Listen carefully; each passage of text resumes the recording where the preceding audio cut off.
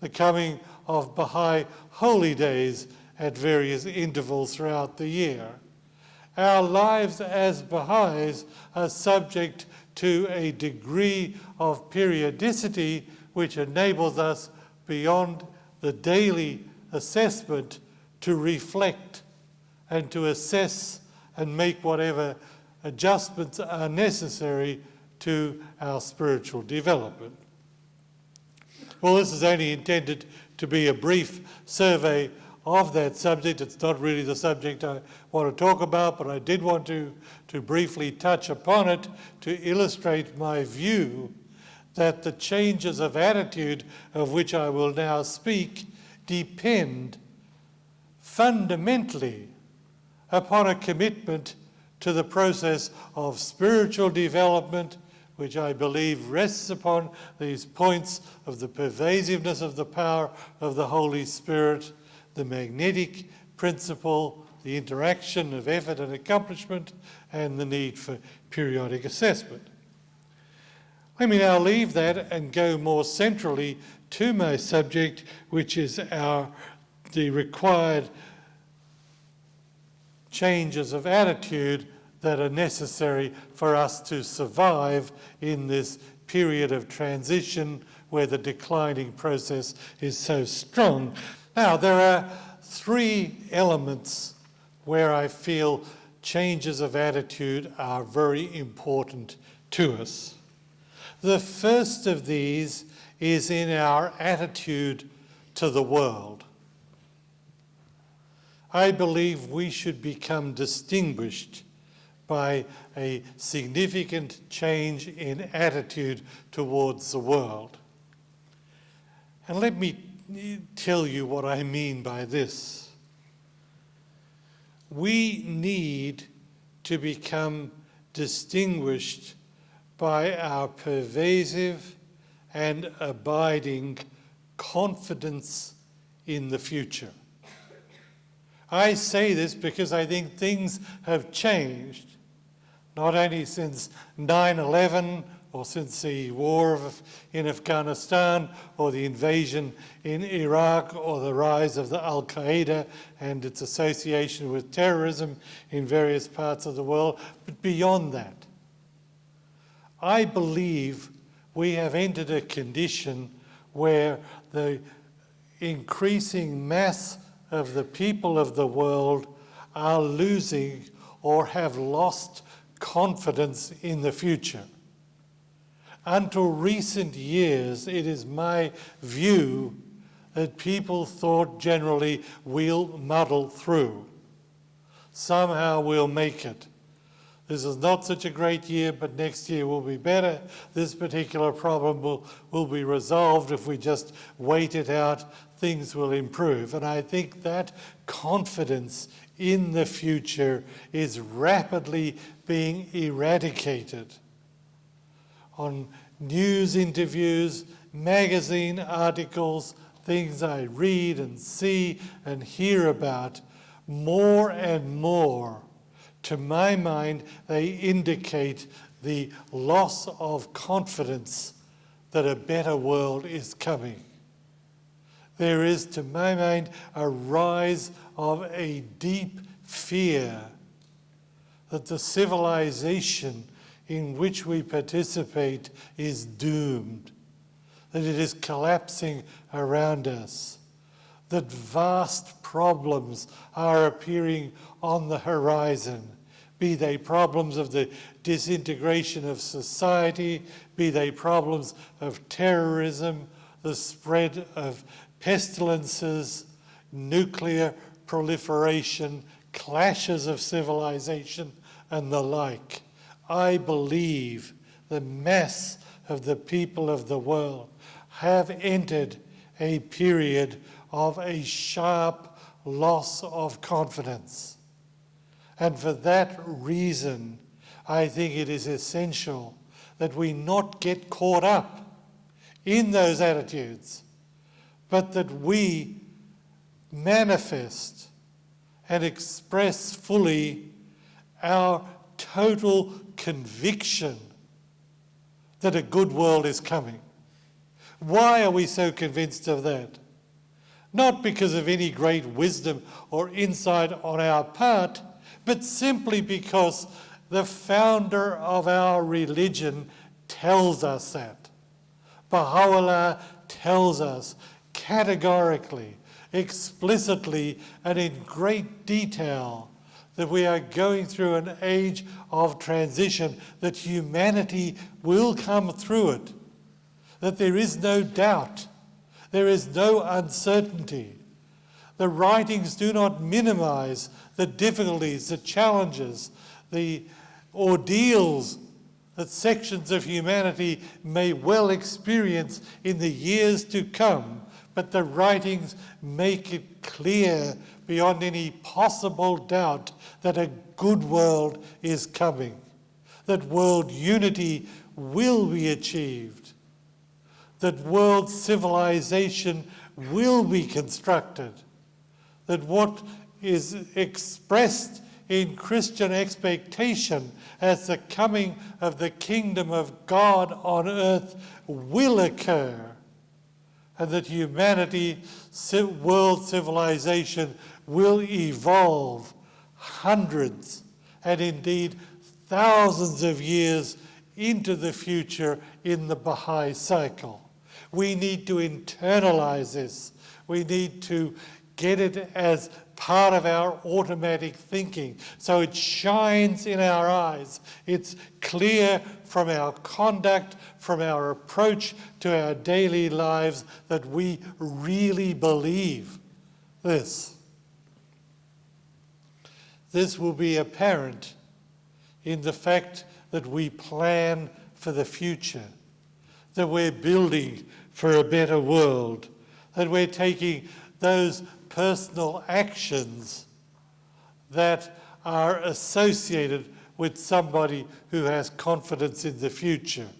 He or she tends to make plans for their education, for the acquisition of skills in the arts and crafts, to plans for what they're going to do over the longer term course of their lives, because they know there is a better world coming and they're working towards it.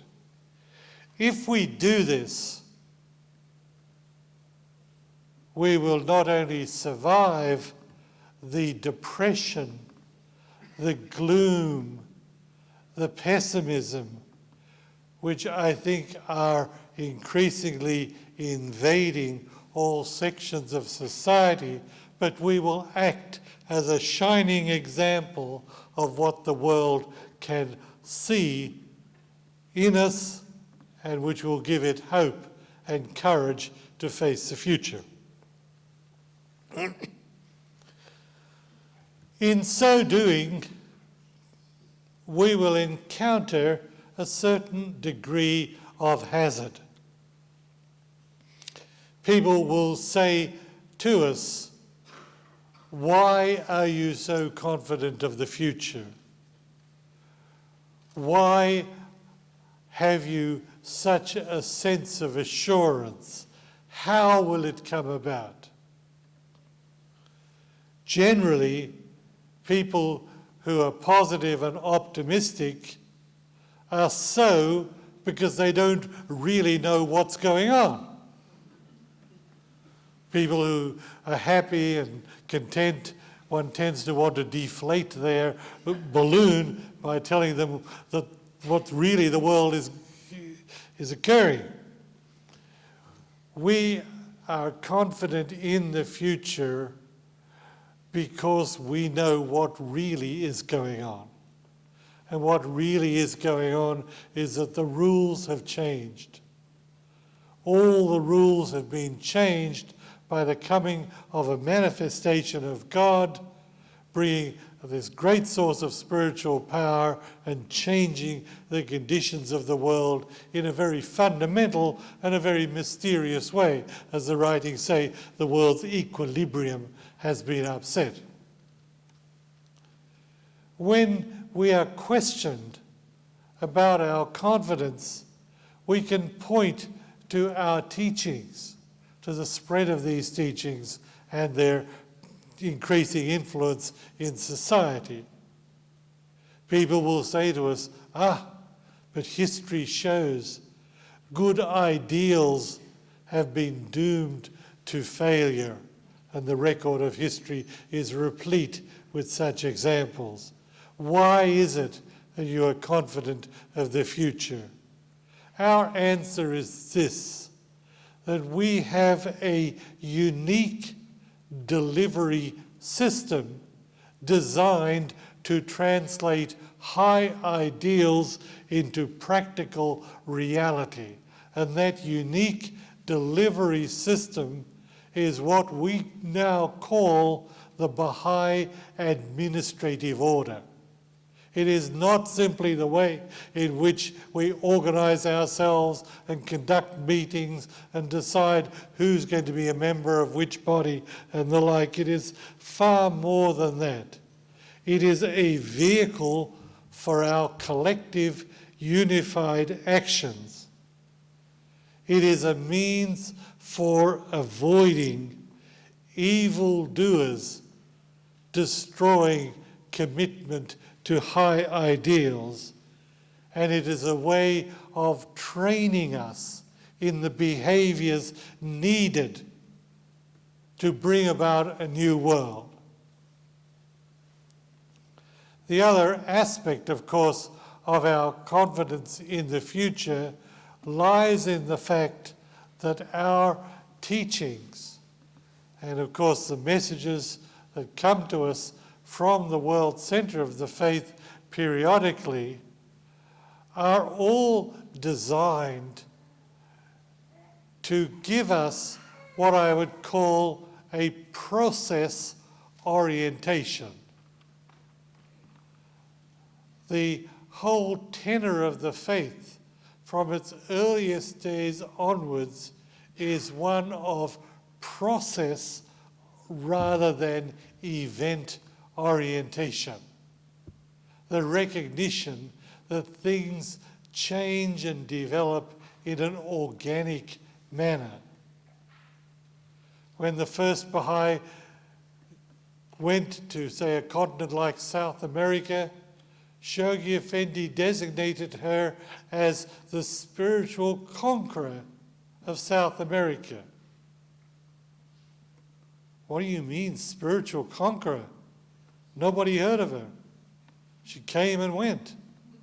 She died without anybody noticing more than in a very minor, transient way. And then she was gone. And the place looked basically similar. Decades later, it looked slightly different. Why are we talking and naming this lady, in the case of South America, Leonora Armstrong Holzapfel, why are we naming her spiritual conqueror of South America? Because our faith is focused on processes. The going of the first pioneer to a continent such as South America initiated a process which would ultimately lead to the entire spiritualization of the whole of South America. And it was this process orientation that Shoghi Effendi gave her that designation. That is increasingly becoming the way in which Baha'is are being trained to think about their present-day activities and about the future. And that also feeds in to our confidence in the future. Confidence based principally on the unequivocal promises of Baha'u'llah, reinforced by the existence of an administrative order designed to be the delivery system to bring it into being, and by our recognition that great and fundamental changes occur in a process sense, organically, rather than through the manner of a few dramatic events. That's one of the three attitudinal changes that I think we need to incorporate in our lives. The second of the three is my view that we, and by we I mean in general, you may have already absorbed all this and may not apply to you individually, but in general I think we need to change our attitude to the process of change. In other words, we need to make a modification to how we look at change. Change is the perennial problem of any religion. If you look at the present day as well as at history, religions are generally afraid of change, for good reason. It disturbs the equilibrium. It has an unsettling effect on people. It opens the way to disagreement and division. Any religion which decides it'll make a change, whether it's, for example, with the Roman Catholic abolition of Latin for the Mass or certain rituals and certain requirements, these kinds of things and similar changes in other religions open the way for disagreement and division, and also open the way to extremism. You find that there are extremists who want the change to be accelerated vastly and quickly, and other extremists who resist desperately and want to cling to the old ways. So generally a religion, as a phenomenon in our society, religion is largely resistant and always suspicious of change. By contrast, our religion is committed to change. It is a religion that embraces change far more pervasively than any other religion of past dispensations. There is a passage of Abdu'l-Baha which I quote. He says, "Change is a necessary quality and an essential attribute of this world and of time and place." And this is an astonishing statement from an authoritative figure in a world religion. Far more than reluctant acceptance of change, far beyond that is the remark of Abdu'l-Baha that change is a necessary quality and an essential attribute of this world. We are a religion which, as far as I can tell from my reading, my study, and what I hear and what people tell me, we represent a religion which has embraced change to an extent without parallel in any religious dispensation in recorded history. And this commitment to change is exemplified in the existence of the Universal House of Justice as head of the faith, because the Universal House of Justice is a body empowered by Baha'u'llah and Abdu'l-Baha to bring about change. In the specification of the prerogatives of the House of Justice, it is clearly stated that it has the power to change, as it deems fit, of course, those things that are not explicitly recorded in the writings, and then to change its own decision later as circumstances change.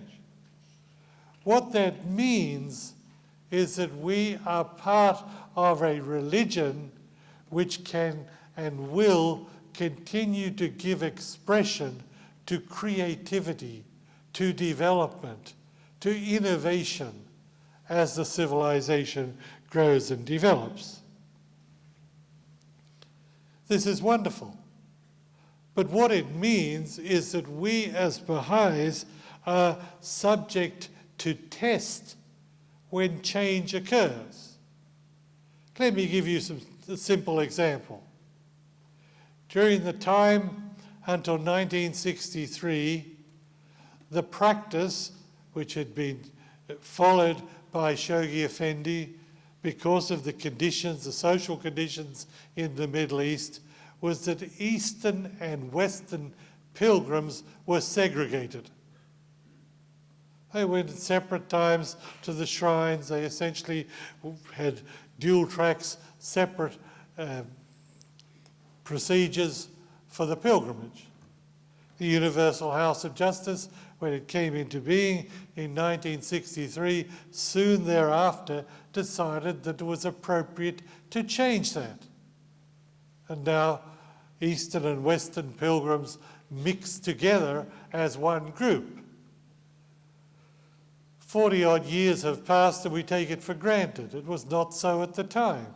There were a number of people who were rather shocked, who were somewhat horrified that the House of Justice had made that change. It was something Shoghi Effendi had done, and lo and behold, the House of Justice had come along and changed it. It was a test to a number of people. So change brings with it test. People tend to be comfortable with the old way. They tend to be somewhat inflexible, and then they're tested by the fact that something they were very comfortable with, which they thought was rock solid, is being changed. On the other hand, there are those who want change and regard us as being very impervious or deaf or stubborn or something because we won't change.